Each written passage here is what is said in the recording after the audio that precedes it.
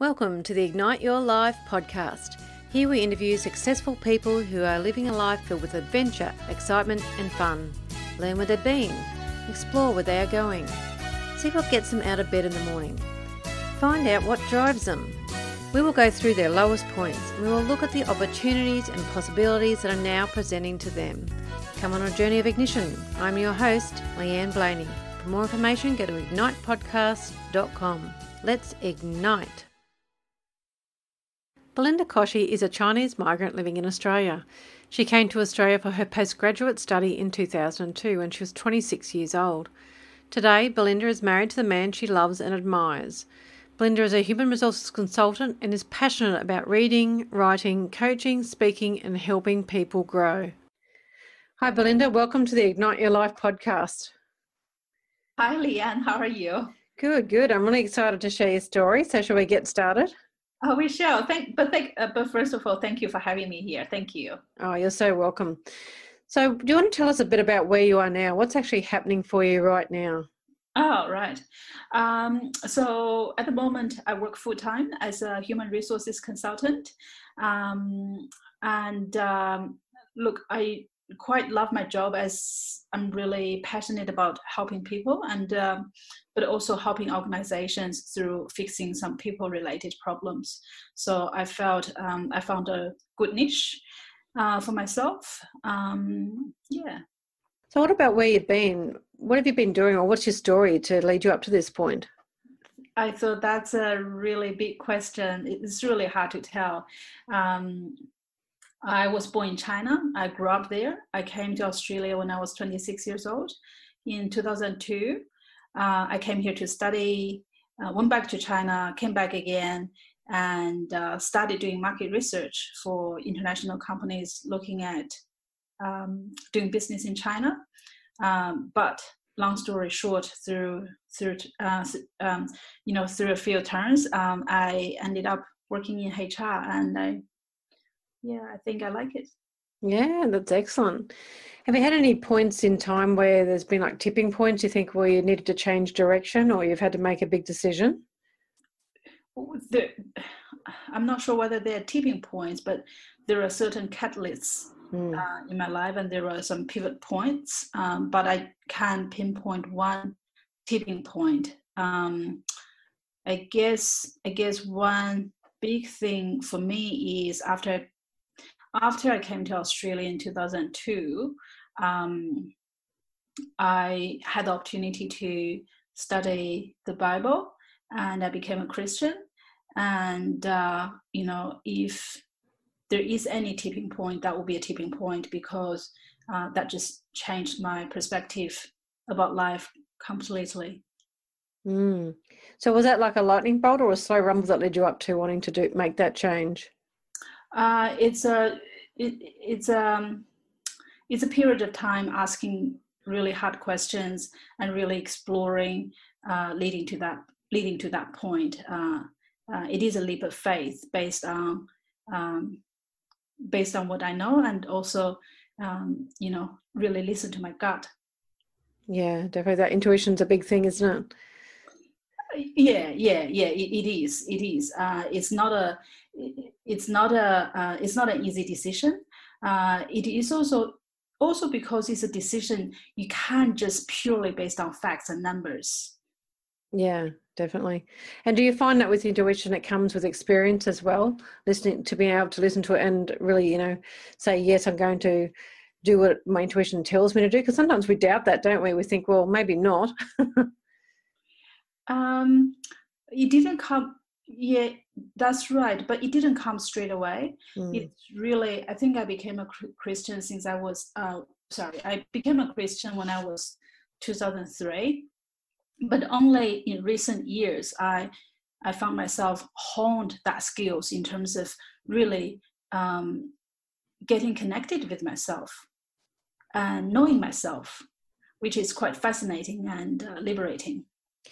Yeah, it certainly is, isn't it? That bit of self-awareness to find out, more about it, looking inward rather than looking out and looking at the environment all the time. It's really, really important, isn't it?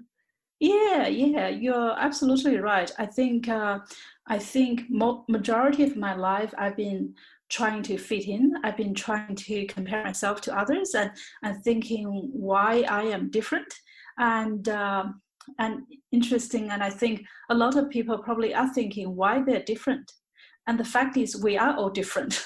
And I guess when I say started connecting with myself is really understanding, what am I passionate about, what I like, what I don't like, what is my thinking style, what is my communication style, what kind of person that I connect with, what kind of books that I naturally like to read, what kind of things that I like to write, and come to a place where you feel comfortable with all those things, and knowing, not everyone will be your friend, not everyone will appreciate, and that's okay. Just like I will not be everyone's friends either. Sounds a bit selfish. No, not at all. Not at all. But that is the reality. That is the reality. Yeah.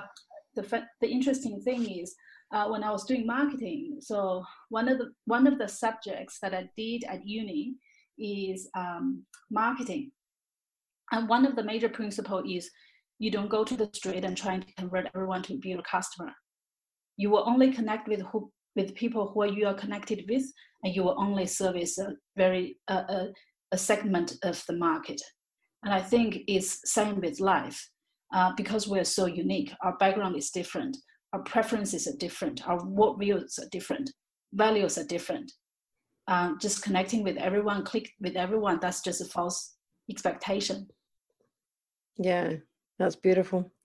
Yeah, I love that curiosity that we can have about people then when we realise that everyone is different. So getting to find out, who they are, what their beliefs are, what they value. I love that journey. Yeah. So what about challenges? Have you had any challenges along the way that made you feel like throwing in the towel with whatever you're doing, whether it's in business or in life? I guess, again, it's just a new realization. I guess, life will just always be full of challenges. It's just to what degree. And I understand it's not really about the challenge. It's about our perception as, whether we feel we are still in control of our situation, whether we have the ability to overcome that in any shape or form. It's not the challenge that throw us out. It's really the feeling that we're overwhelmed by the challenge that we're facing. That's crippling us. So that's a new realization that I've had. I did have a challenge. I was doing a research project for Fuji Xerox when I was in China. I was about to interview all the senior executives about their expenditure on photocopying, or something like that. And I couldn't secure any interviews after a very, very long time. So I come to the point that I have to go to my boss to say, I just couldn't make it happen. And I'm so attached to my job. And I felt that's like a personal defeat, which I can't accept. So, and I remember in that afternoon, I told one of my colleagues, I said, look, I just can't stay in this office any longer. I'm not sick, but I need to go. And then I think because they understand the environment that we work in and the pressure, and they said, oh, I understand, that's fine. You just go. And I went. And I went back to my apartment, which is not far from the office. And I cried my God out for 2 hours or 3 hours. I couldn't remember how long. I guess it's just the courage to say, I failed. I feel like I had to say I failed, and the courage to accept that defeat is just not there. But anyway, amazingly, the next day I went back to work, and don't ask me what changed because I really can't pinpoint. I went back to work and I said, well, I have nothing to lose now. I already failed. I can't fail anymore. So I started picking up the phone and talking to people and trying to secure those interviews. And just amazingly, I just secured one interview. And that just I think once you started getting one, the next one becomes much easier. It's always the first one. Yeah, that's right. It's a momentum, isn't it? Just by taking one step, getting one, then the next one can happen, and you just keep rolling on then. Yeah, and I guess I've never really reflected on that. I did think about that experience because it's quite extreme.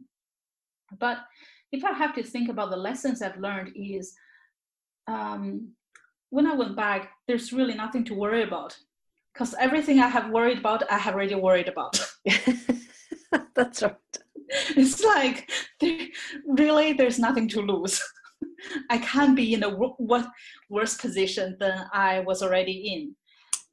And I think that probably gives me a little bit of freedom and help me to loosen up to get on with the task, rather than worrying about my own feelings and, keeping things in a tight control. So that might be one of the lessons.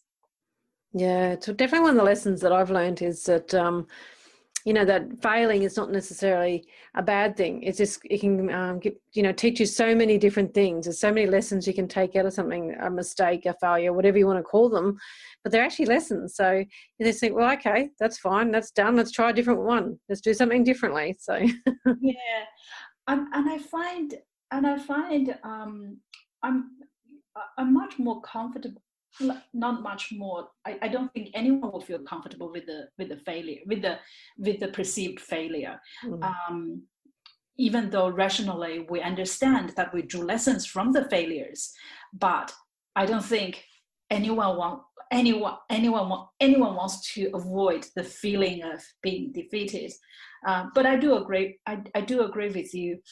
I think these days I'm much calmer, because I realized I have no control over the outcomes.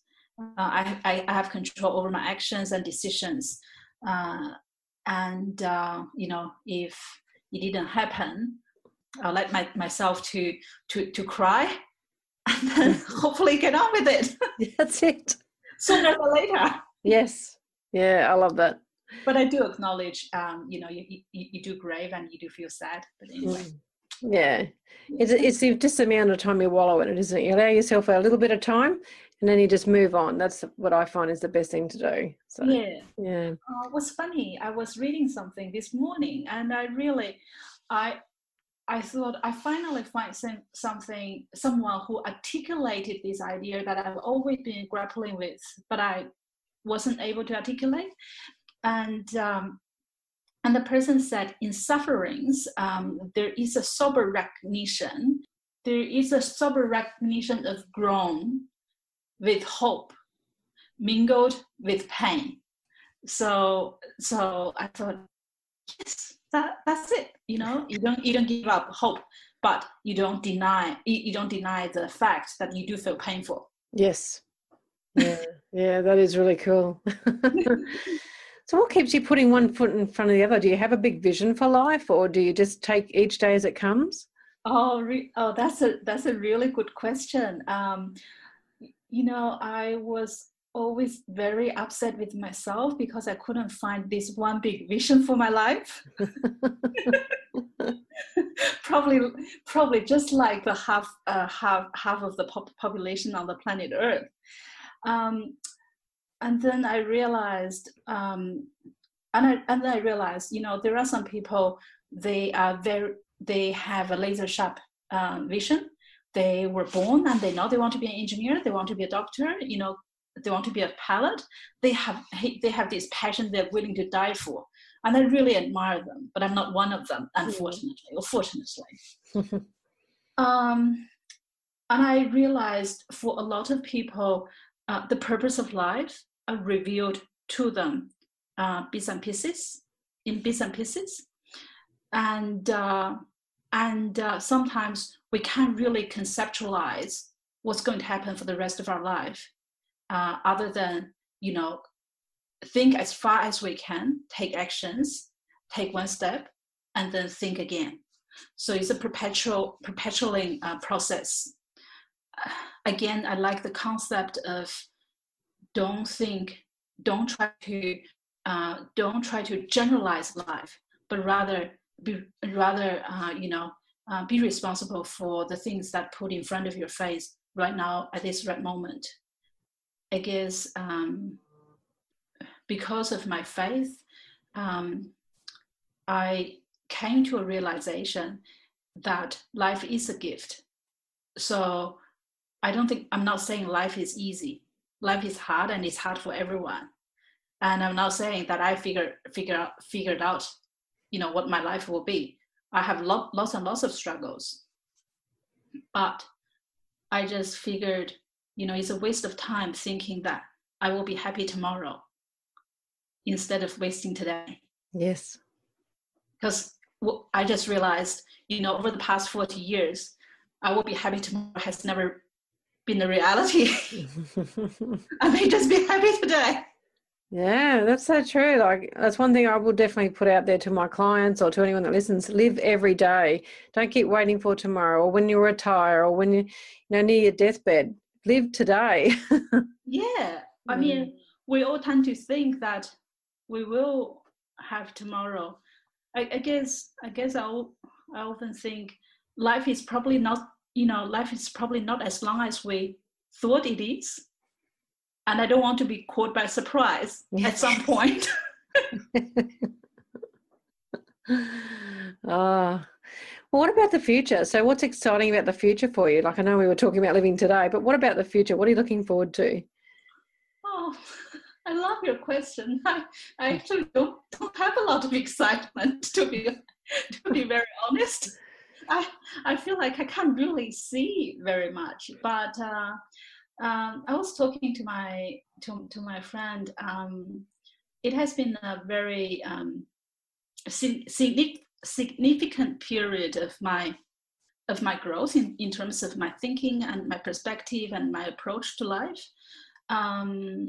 Look, I really can't answer the question, what excites me about the future, but I encourage myself to think about my future from a place of strength and also from a place of possibilities.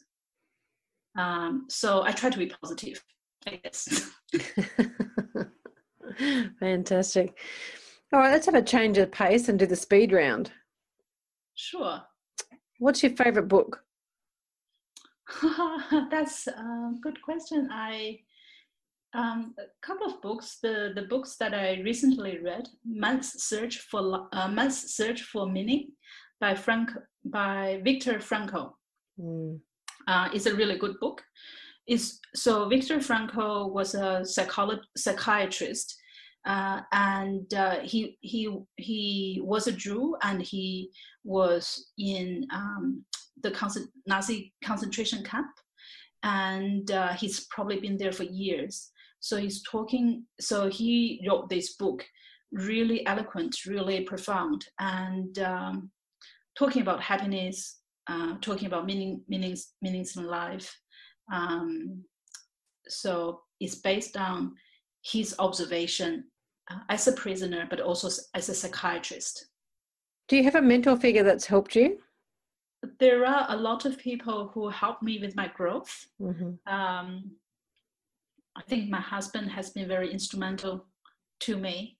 I also have other friends who embodies the kind of life I want to live. So serve as a mentor figure. What daily ritual works best for you? Oh, daily ritual. I'm not really a very structured person. I'm rather spontaneous. But what is definitely worked for me is probably just read books, listen to good podcasts, feed my mind with good information, learning. So that helps me to stay positive. Eating healthy is also good.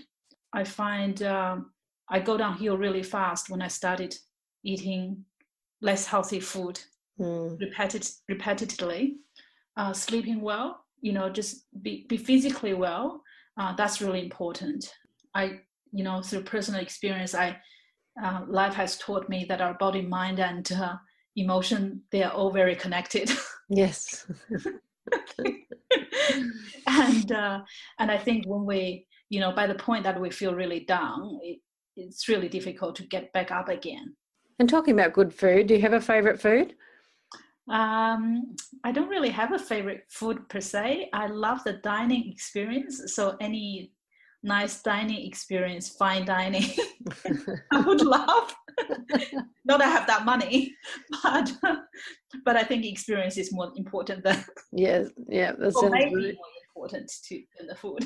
Yeah. Do you like the country or the city? I probably would say city. Brisbane, perfect. Yeah. The best. I agree. I'm not far from there too. Oh, where are you from? Redcliffe. Oh, I'm going there on Saturday. You might just see me. Oh, that would be lovely. Okay. Do you have a piece of advice you can give to others to help them make change in their life?